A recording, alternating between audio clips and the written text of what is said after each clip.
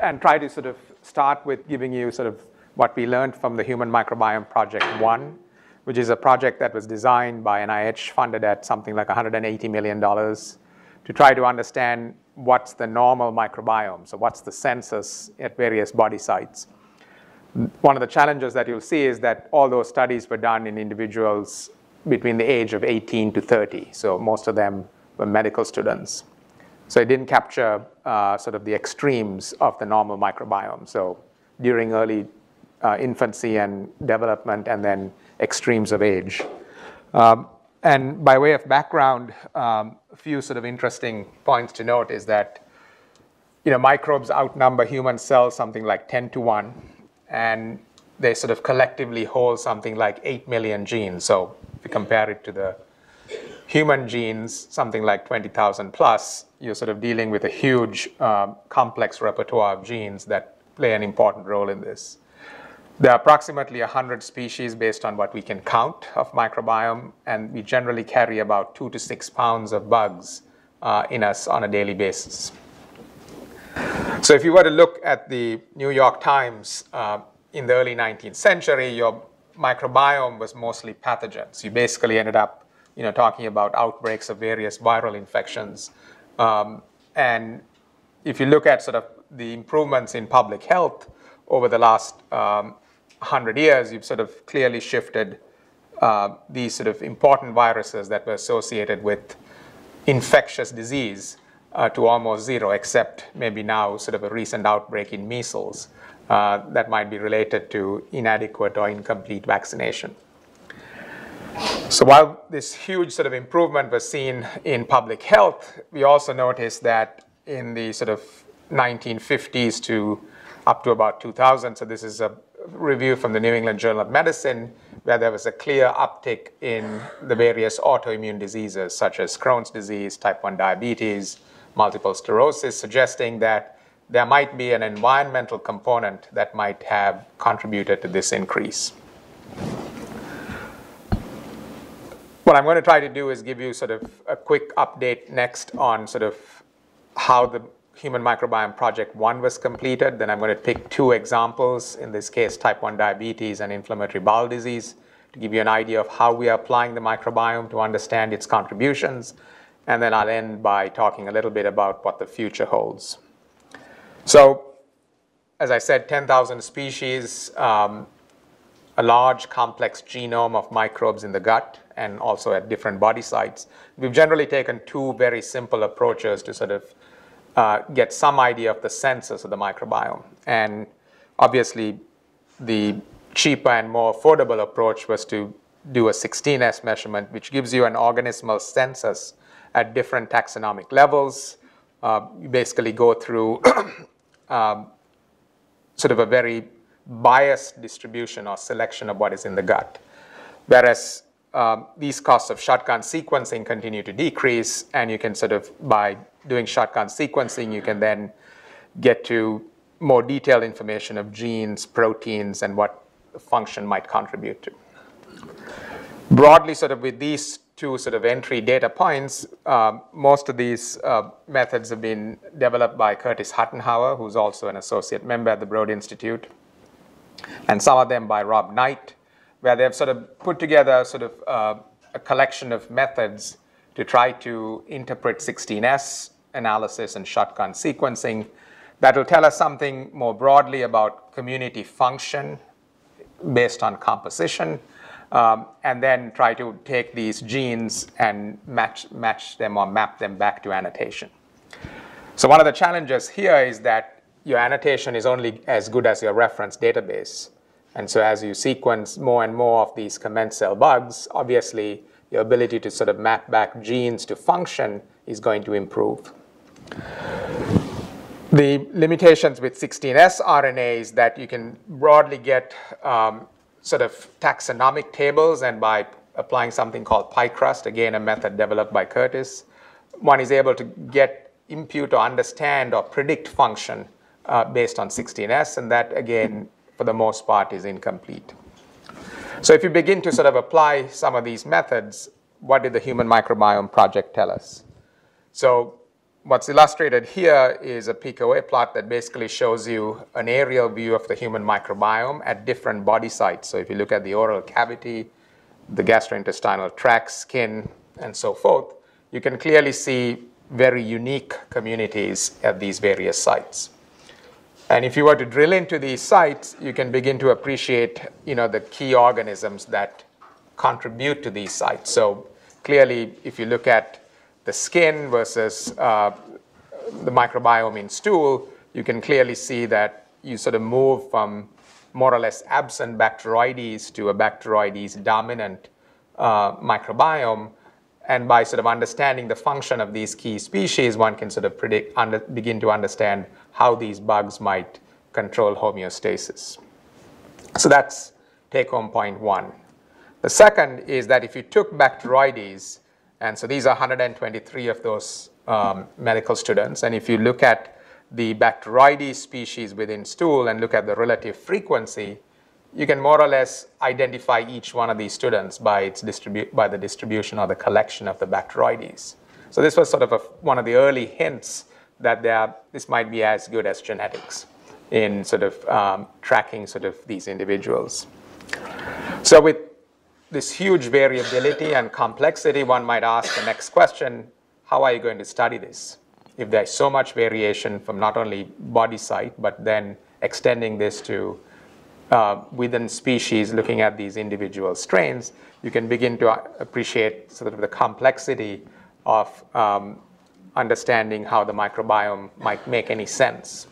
So they're very good at getting long lists, but how do you translate those long lists to function? What Human Microbiome Project was then able to do is if you look at these phyla abundance and then predict the pathways that might be associated with various body sites, what was striking was that there was clear uniformity of the pathway abundance at these various body sites, suggesting that different species can come together and contribute to a signaling or pathway complex that is very uniform across the multiple body sites. So at a first pass, an easier way to sort of try to understand the microbiome would be to sort of focus on function. You identify all the collections of these microbes. As you can see here, there's a huge variation. If you look at the oral cavity versus the gut. But then if you then convert that to function, you can clearly see that there is a limited number of functions that one can follow through. So if I were to summarize again some of these observations, again, sort of in healthy individuals, they differ in microbes that occupy the habitats such as skin, gut, and so forth, as I've shown you. There's clear diversity and abundance of each habitat's signature microbes vary widely among healthy subjects. Metagenomic carriage of metabolic pathways is more stable among individuals despite this huge variation in community structure. So this might be one intervention point in which it might make it a lot easier to study the microbiome. I haven't gone into details about how ethnic and racial background is one of the strongest associations of both pathways and microbes with clinical metadata. But what was also important was each individual's microbial community appears to be stable over time, which might be another sort of key feature that might be able to connect health, disease, and the microbiome. We've also learned that if you look at the carriage pattern of species, as I showed you one example, it may be analogous to the genetic traits that the back. You said that ethnic and racial factors were a big thing. Is that related to geography or is it independent? Repeating the question. So the ethnic and racial factors being related, whether it's related to geography or whether it's independent, it's independent.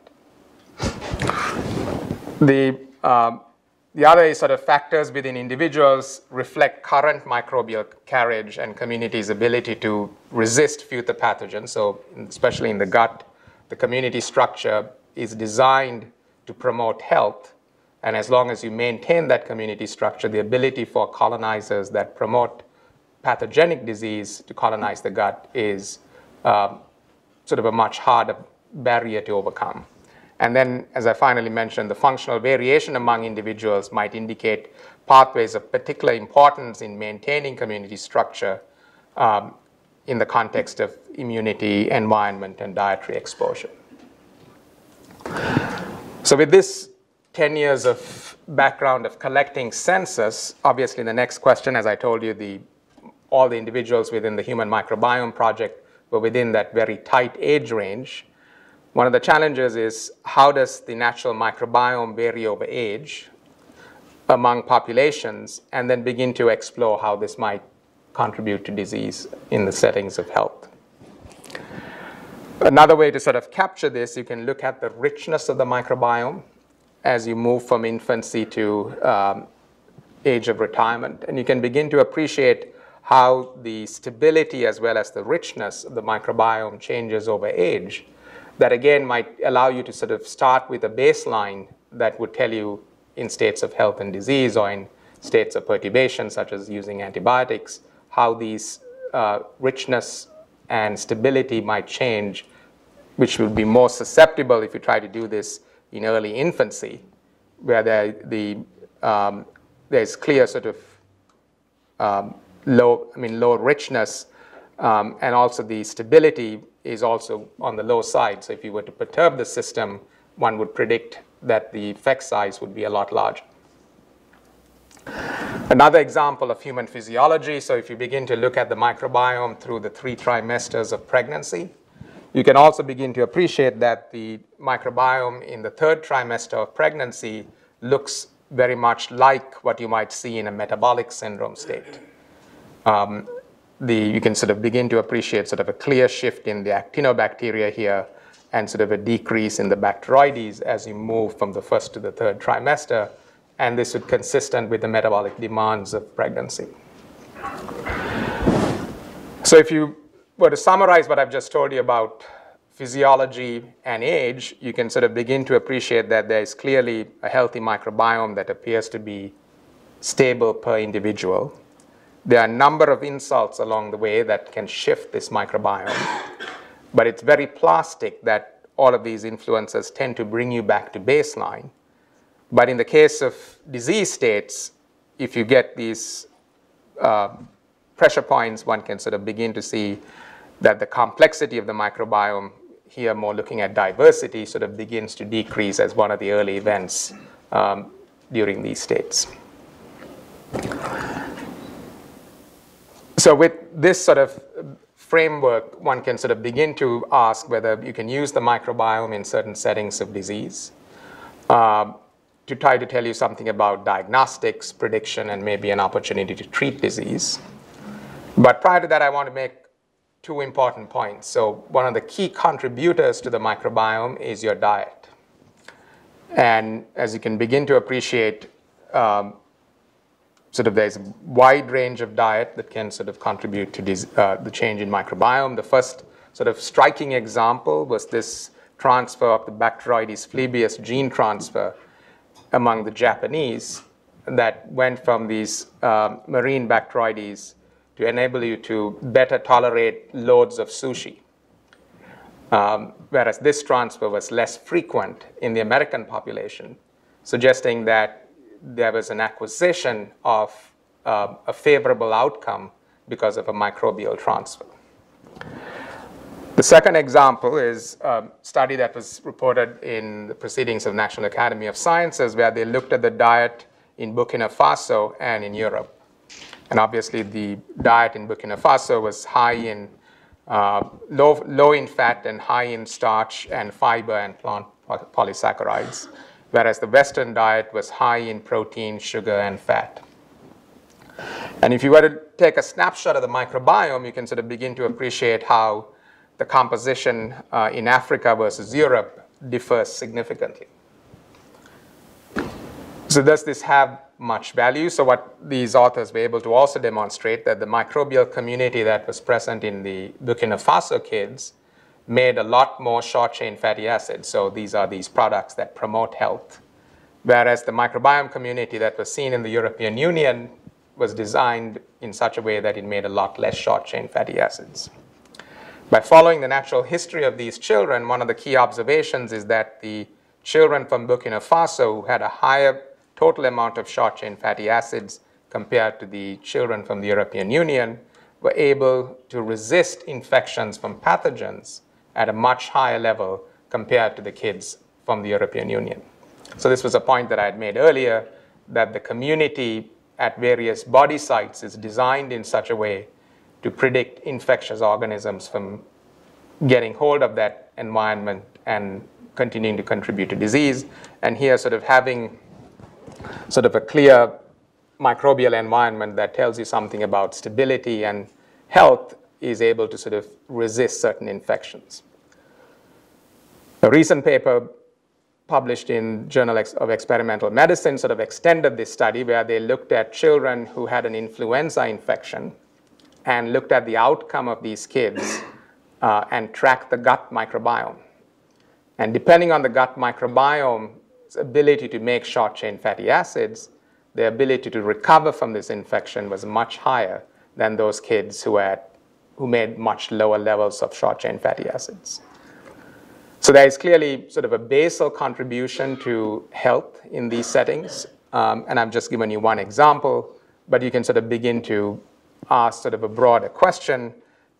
Are we losing our friends as we move from sort of an environment that's rich in sort of a farming community to a Western community where you have little exposure to these microbes that generally do good for you?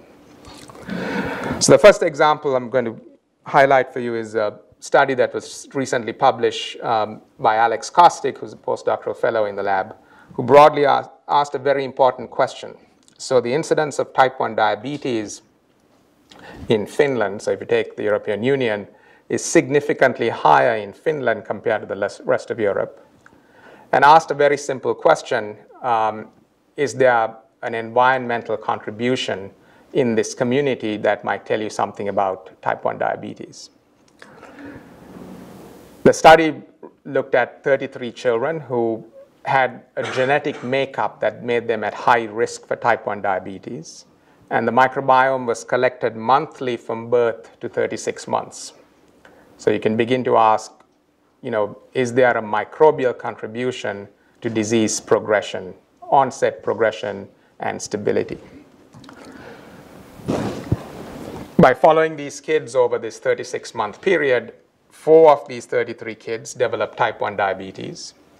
11 of these kids seroconverted, but a subset of them did not go on to develop type 1 diabetes compared to the controls.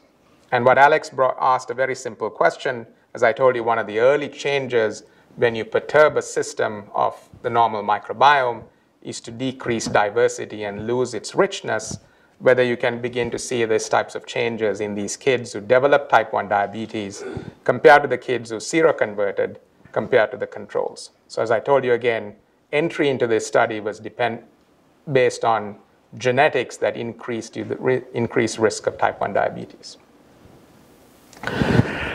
But getting to that, what the study also allowed Alex to do was to sort of ask, what's the microbiome? How does it colonize sort of a healthy gut from birth? So as I told you in Human Microbiome Project 1, the focus was individuals who were mostly in college. This study was probably the first example that allowed you to look at how the microbiome settles over the first 36 months. And you can begin to see that there are certain bugs that follow trajectories, and based on this, you can come up with simple rules. Who comes first, who comes second, and what might be that community as it's assembled. As I also told you early on, that this is a point where the richness is low and the stability of the microbiome is more towards an unstable point, so that if you were to perturb the system, this would be a highly vulnerable time in which you might shift these microbial communities. So what this study also allowed Alex to do was to begin to ask, how does the microbiome change with breastfeeding, delivery route, if you were born in Finland versus Estonia, and how diet might begin to influence the microbial community. So the first striking observation was, as I mentioned, in the children who developed type 1 diabetes, their microbiome diversity or complexity decreased by about 25%, almost 1 year before they were diagnosed with type 1 diabetes. And this was compared to those individual kids who seroconverted and the healthy controls. So all of these kids were at risk for type 1 diabetes based on HLA genetics. 4 of these 33 developed type 1 diabetes.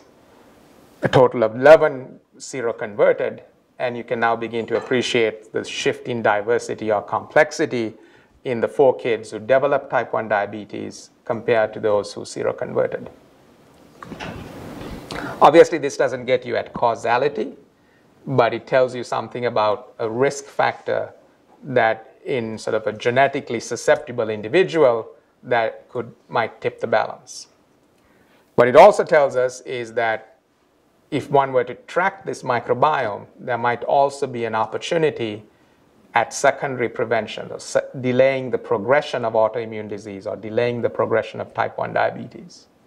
Generally, sort of the approach with microbiome and human disease has been this, I think, naive idea that if you're able to identify the microbiome, you might be able to do a lot in primary prevention. Which may be true, but I think this study again sort of highlights an important concept that there might be an opportunity for later intervention as well in those kids who have seroconverted, and the possibility of delaying the onset of type 1 diabetes. I won't go into a lot of detail. This paper was just recently published. Alex then also, in addition to the microbiome, looked at microbial factors and host factors, and by shotgun sequencing was able to identify the differential abundance of bacterial species that might be associated with those kids who develop type 1 diabetes compared to the controls. So at this point, I think what it tells us is that there is real value in tracking the microbiome over time. An important message from this study was it might be attractive again to identify kids at risk or patients at risk and enroll them in a study very early in disease and track the microbiome. I've obviously only focused on bacteria. This does not say that viruses or fungi might have a similar trajectory. But what it allows you to do is give you sort of an opportunity to sort of identify intervention points early in disease and tell you something about susceptibility. In addition to doing DNA analysis, Alex was able to also look at the functional aspects of these microbes and begin to put together a reference map of pathways that one might predict based on mostly on sequence and metabolite measurements, and at least gives you sort of a first chance of beginning to do functional studies to see whether these microbes then in culture or as communities could tip the balance of any one of these pathways that might contribute to type 1 diabetes. What was striking was many of these pathways that are on this map have previously individually been identified in the NOD mouse, a mouse that's associated with type 1 diabetes, as contributors to the progression of type 1 diabetes in that mouse model. The second example that I'd like to give you is on inflammatory bowel disease. So very briefly, inflammatory bowel disease affects about 2 million individuals in the United States. It's composed of 2 broad categories, Crohn's disease and ulcerative colitis. Ulcerative colitis is a disease that affects the colon, and Crohn's disease can affect any part of the GI tract. So in this room, in the past, we would spend a lot of time talking about what's the genetics of inflammatory bowel disease and how do we understand the genetic basis of the disease. And what we've learned in this disease is that by looking at a large cohort of patients and healthy controls, so our current studies are being done in about 75,000 patients with Crohn's disease and ulcerative colitis, one can begin to understand what are the genes. Obviously, by the types of studies that we've done, it's very hard to identify the culprit gene, but we are good at identifying regions of the genome that are associated with risk. And you can sort of begin to appreciate there are about 160 genomic regions or gene variants that are associated with risk of disease. And if you then extend them across many other autoimmune diseases, as one had predicted previously, there is clear overlap with these genetic variants associated with IBD. So Mark Daly and others are sort of spending a lot of time now to sort of identify the gene within those genetic regions that are associated with risk, and he's betting on two approaches. One is whether fine mapping these loci might get you closer to the culprit gene, and then deep sequencing of these candidate regions might identify genes with mutations. And there's been early evidence that both of these approaches, at least in the context of IBD, is going to be very successful. If you take the genes at face value, you can sort of begin to appreciate that most of the variants or the genomic regions that are associated with risk of inflammatory bowel disease very nicely falls into three categories. It appears to be genes and pathways that contribute to homeostasis of the gut. There are a subset of genes and pathways that promote inflammation, and then a subset of genes that, in fact, prevent healing.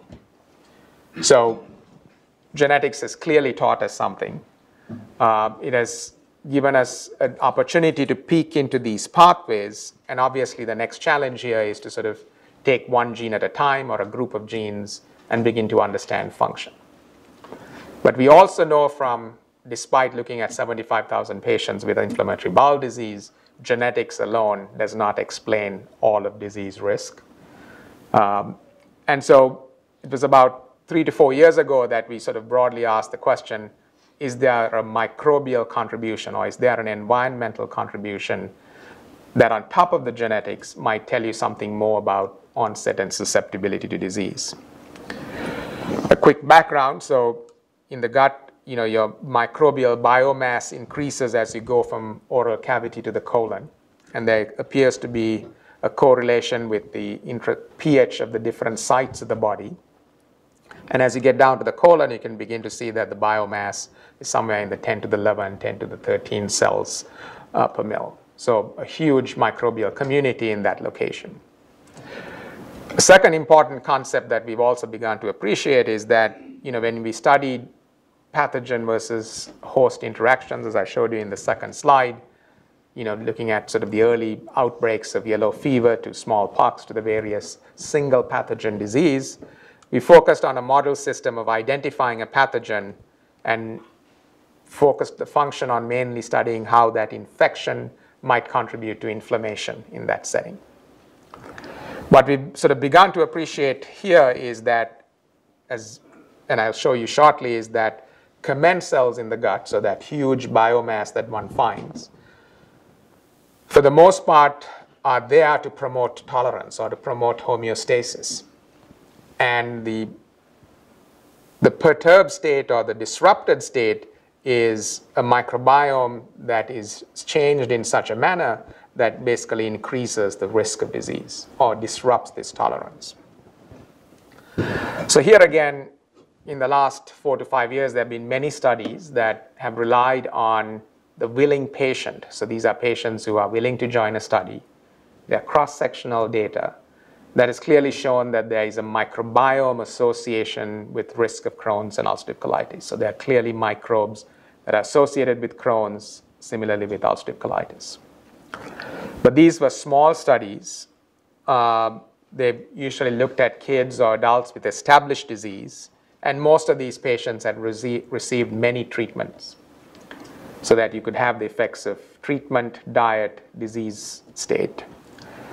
And here again, we were lucky to be part of a large study that involved about 28 pediatric centers in the United States and Canada that looked at 1,700 participants who went to their doctor with abdominal pain, GI bleeding, symptoms suggesting inflammatory bowel disease. The study ended up having 1,300 of those 1,700 children being diagnosed with Crohn's disease. And the unique aspect of this study was that we were able to get mucosal biopsies, the microbiome, before the kids were treated. So the unique opportunity to look at microbiome at the onset of disease. So here the design differs from the type 1 diabetes study that I showed you. So there you took kids at risk and followed them over time, and we were lucky to find a shift in the microbiome before the onset of disease. In this study, the difference is that patients now already have gut inflammation or symptoms associated with gut inflammation. But we're going to look at the microbiome before these kids get treated. So the initial study was based on about 400 plus children with a diagnosis of Crohn's disease and 200 controls.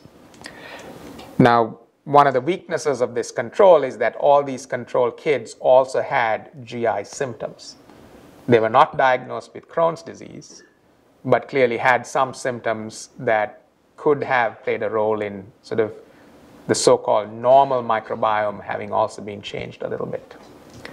But despite that, what we were able to identify is that was clearly sort of a microbiome that shifted with disease. So there was a subset of bugs that increased in abundance, and then a subset of bugs that decreased in abundance. But another sort of important message from this study was that these were kids with Crohn's disease, predominantly inflammation in the terminal ileum. So this is the distal part of the small bowel. And on an endoscopy, the pathology that was visible to the eye was in the small bowel, in the distal part of the small bowel.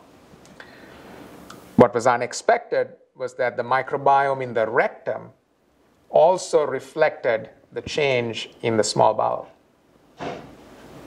So suggesting that there might be here sort of a field change in the microbiome, and there has to be another added factor as to why inflammation starts in the terminal ileum. The second benefit of this observation is that if one were to use the microbiome for diagnostics or follow-up of disease activity, one might be able to track the microbiome in the rectum to tell you what's going on at more proximal sites in the GI tract. To try to get at the passive biomarker versus causal factor effects of the microbiome, would you, because here you can't tell whether it really shifted in these Crohn's patients as they acquired Crohn's or if it was shifted prior to it. Yeah. Is there familiarity of the microbiome, and could you look at controls among the family who presumably share genotype and diet? Yeah, so there are two such studies. So we just published a recent paper where we looked at the index patient and the family at home to try to differentiate the microbiome. But there again, getting to causality is not easy, because by the time the patient shows up to a physician, he or she has already had disease over a certain period of time. The second study that's still going on in Canada is something called the GEM study. So we know that Crohn's disease and ulcerative colitis has a family history of Crohn's disease and ulcerative colitis. And so they enrolled 5,000 first-degree relatives of patients with Crohn's disease and ulcerative colitis. And this study is going to follow these 5,000 individuals over time to see whether they develop Crohn's disease and ulcerative colitis. As of the end of 2014, 35 of those first-degree relatives have developed Crohn's and ulcerative colitis. So this cohort potentially could help us identify some of the early microbial features. So the individuals enrolled in this study have been giving microbiome every year. And so we, in most cases, have a microbiome sample before they're presented with disease. And so giving us the opportunity to sort of track how that early microbiome may have shifted in that disease setting. So as a follow-up, I don't quite understand how the time series, which is basically what you're suggesting here, helps disambiguate causality from biomarker. I mean, even if you see changes in the microbiome that are before the official diagnosis of Crohn's disease or any disease, it could still be non-causal. So absolutely. How does the time series help you in this case? So obviously in the case of Crohn's disease and ulcerative colitis is that if you see a change in Crohn community structure or diversity or complexity, in individuals who are at risk but don't have gut inflammation at that time, then you know that this is an early event before these patients went on to get intestinal inflammation. So that's the closest one can get to. It's only a negative, so it can only tell you that it's not. Exactly. But it won't be conclusive to tell you that it is, which is what we're hoping for. Yeah, so I mean, obviously, those types of studies in healthy individuals is a hard thing to do. And there's a second study that we've been doing where in the Netherlands, collaborators have enrolled 165,000 healthy individuals. And the goal here is to follow these 165,000 individuals over 30 years and collect the microbiome over time. But there again, you run into the same risk of sort of, to get to causality, one needs to identify those microbes that are associated with individuals who have a change in phenotype. And the causality experiment, unfortunately, has to be done in mice or in some other system. Because because ideally for causality, you have to do some sort of transfer experiment. And so take the microbiome in these individuals who've got a shift in community before inflammation. So we are doing these types of experiments. So one experiment that's ongoing right now is to take a mouse that has a genetic variant that's associated with risk of disease. And in this case, the autophagy gene that's associated with Crohn's disease. And we've generated a germ-free mouse and are currently transplanting or transferring the microbiome of a patient with Crohn's disease who has inflammation versus the various appropriate controls to see whether we can induce intestinal inflammation in that mouse. I mean, that's the closest we can get to sort of causality.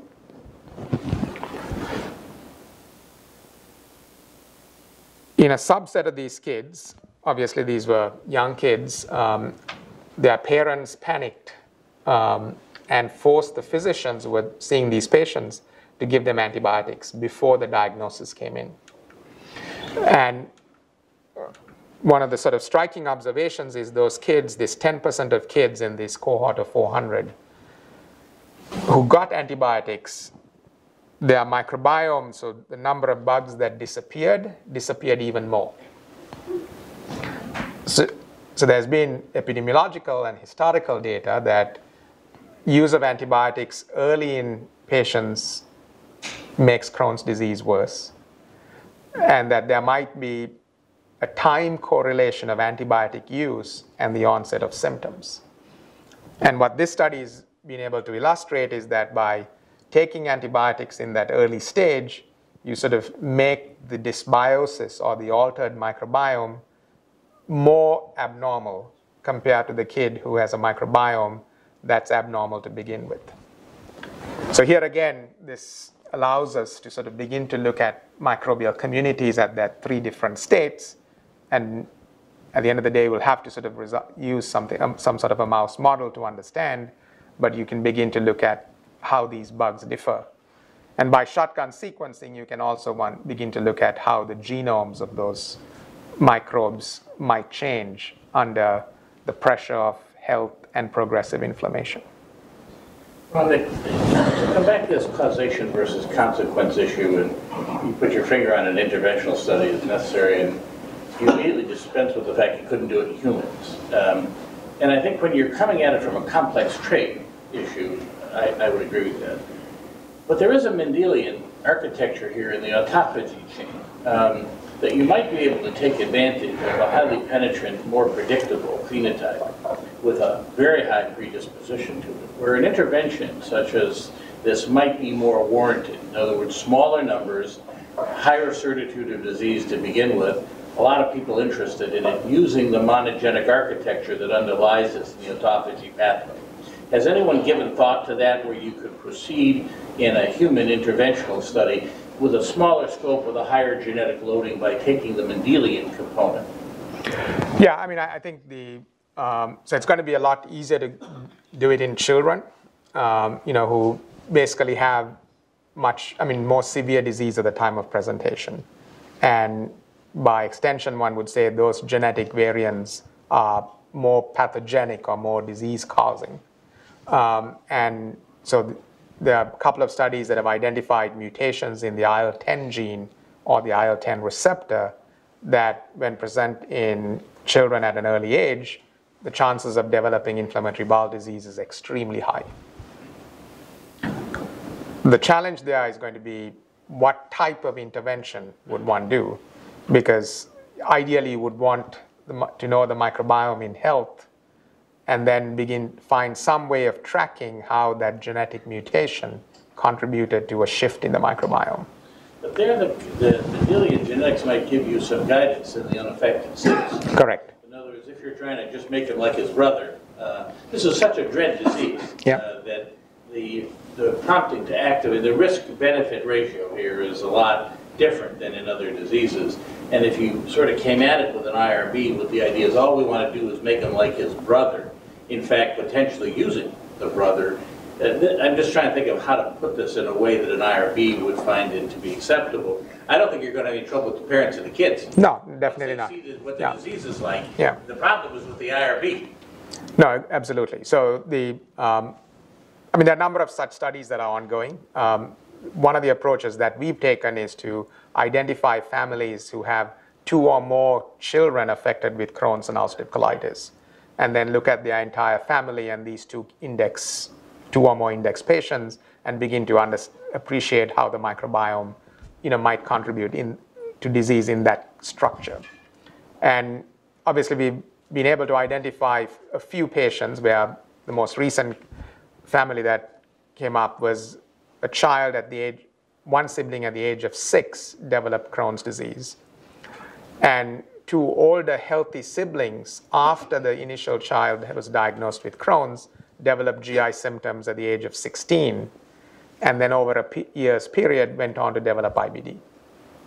So that, that might give us the opportunity to sort of track some of the early events that might allow us to design such studies.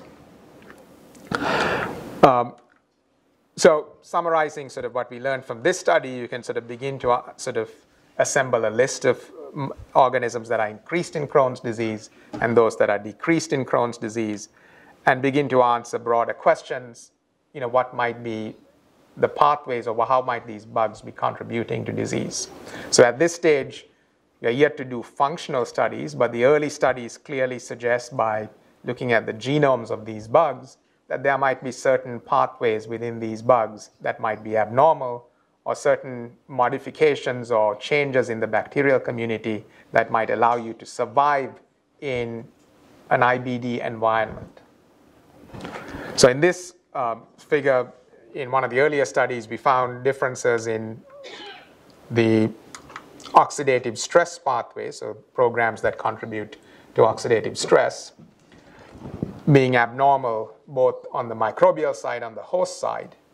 And we then more recently followed up this observation in that same 400 children. And what was striking was we found the same host pathways being perturbed and the same microbes that would survive in that unhappy environment being increased or decreased in abundance. So giving us sort of at least a first impression that there is the microbes and communities that contribute to disease in the early stage might have some common factors if we were to spend a lot of time in beginning to sort of understand the biology of these bugs. Obviously, the study that I described was kids at risk kids with potential diagnosis of inflammatory bowel disease that got into a study. Summarizing all that we've learned from these studies, that we've begun to appreciate the diversity is reduced and specific clades are enriched or depleted, and there might be community structures that might be unique to Crohn's, unique to ulcerative colitis, and common to both ulcerative colitis and Crohn's. A study that we've now initiated as part of the Human Microbiome Project is to take individuals with newly diagnosed Crohn's disease and ulcerative colitis and sample them every 2 weeks for a year, so that you can now begin to appreciate how treatment interventions, disease flares might alter the microbiome, and begin to sort of build sort of a map or structure that might tell us about how the microbiome changes over time. I won't go into all these details. So we've also optimized or improved upon how one might better annotate the microbiome, better annotate the host response, and how these might be studied in this setting. And the idea is that one will be able to, at least in this cohort of individuals who are going to be followed with frequent sampling, we'll be able to get information on diet, hygiene, host responses with regards to various gut cell types, but also both the microbial community structure as well as host responses over time in this cohort, so that you can begin to look at how the changes in microbiome might tell us something about the host response. So what I've told you so far, at least in the context of Crohn's, that there are genes that increase susceptibility. I've also told you that there is a microbial community that changes in individuals with Crohn's and ulcerative colitis. And is there some way of connecting genetics to the microbiome? So Dan Knight's a former postdoctoral fellow in the lab, broadly asked the question, can you look at the microbial communities and the 16S microbiome that are seen in these patients and begin to do microbiome-wide association studies, or microbiome QTLs, to begin to look at genes to microbes and try to understand how one might link the genetic variants to microbial community changes. Obviously, these cohorts, just like the early days of genetics, is going to require large cohorts and lots of data points. But at least the initial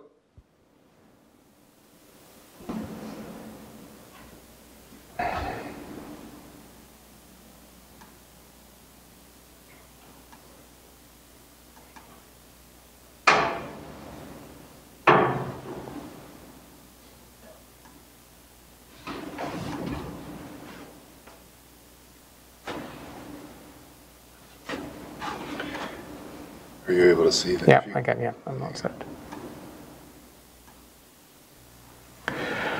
The initial studies based on 400 of these pairs looks promising. So we can begin to appreciate that there are certain genetic variants that are associated with microbial community structures that appear to be unique to those genetic variants. And if you were to take the NOD2 genotype, you can begin to appreciate certain pathways that are associated, whether you have one allele, you are homozygous, heterozygous, or whether you take all the variants associated with it, to begin to sort of appreciate. These are early stages of sort of looking at how the microbiome connects to genetics. But it, again, helps us to sort of use information that came from genome-wide association studies and microbiome-wide association studies to begin to sort of look at how genetics might tell us something about microbiome. So here again, the challenges are sort of, we're not getting closer to causality, but we might be able to build models that tell us something about genetic risk and associated microbiome risk and begin to see how these two might interact. So summarizing those observations, sort of we've begun to look at subset of genes that or genetic variants that are associated with Crohn's disease, a subset of microbes that change in those settings, and begin to sort of make hypotheses about what types of metabolic pathways might be altered. I think I mentioned to you early on that short-chain fatty acids are important and they contribute to health. And we're beginning to identify genetic variants that are associated with low levels of short-chain fatty acid producing bacteria. And obviously this is sort of a time-dependent observation, but at least gives us some clue of how these communities might contribute to function. So combining what I've told you so far in the context of Crohn's, one might be able to come up with a simple model that says that there is a healthy state and that there are certain functions that might be altered by genetic risk or load, and that the microbiome might act as a perturbant or perturbing agent that might tip you towards disease. And if you were to simplify this further, there might be a susceptible phenotype and a tolerant phenotype that could tell us something about how genetics and microbiome might interact to tip the balance. So these types of models and types of data that we're collecting over time might allow us to sort of get to a simple model that one might be able to test in sort of model systems initially, but get closer to how genes interact, host genes interact with the microbiome genome. In the next few minutes, I'll quickly run through what the future might look like. So I've told you that there is now an increasing list of human disease that are associated with changes in microbiome. The challenge with all these observations are that it would have been designed on the willing patient, so a snapshot in established disease. I think we are going to need more studies that's going to look at the natural history of the disease or those individuals at risk. And what might be emerging is sort of this observation like the early days of cancer biology. The idea was genes that might be identified with associations of cancer in 10 years ago had sort of long lists of genes that were associated with various types of cancers. And one might be able to sort of begin to use microbiome to classify disease states. One can look at genotypes that might tell us something about the genetics of the microbiome and the genetics of the host and its risk of disease. As I've given you examples, one can think about microbial clade or gene abundance that might be associated with disease, and in the future maybe an opportunity to sort of start thinking about intervention studies that might be possible in these settings. But to do all of this, one clearly needs sort of well-powered studies with right populations and sort of data collection that's going to require over time. Sort of another program that recently started was a collaboration center for the microbiome that's been established at MIT to collaborate with MIT Broad and the various hospitals. And the idea here is to begin to ask how one might go about function. So in addition to the mouse as sort of a recipient to study human microbiome, we're also hoping to build human guts, mini chips on a chip that might allow us to look at how these microbes might interact with host cells and contribute to states of inflammation and not. And a long list of sort of innovative approaches that might allow us to study microbes better, but also study the host better. One successful intervention is the application of the microbiome in a disease called C. difficile colitis. So very quickly, this is a condition that is seen often in people who have taken multiple courses of antibiotics. The risk of C. difficile colitis is clearly associated with use of antibiotics, and about 30% of these patients recur after that first episode.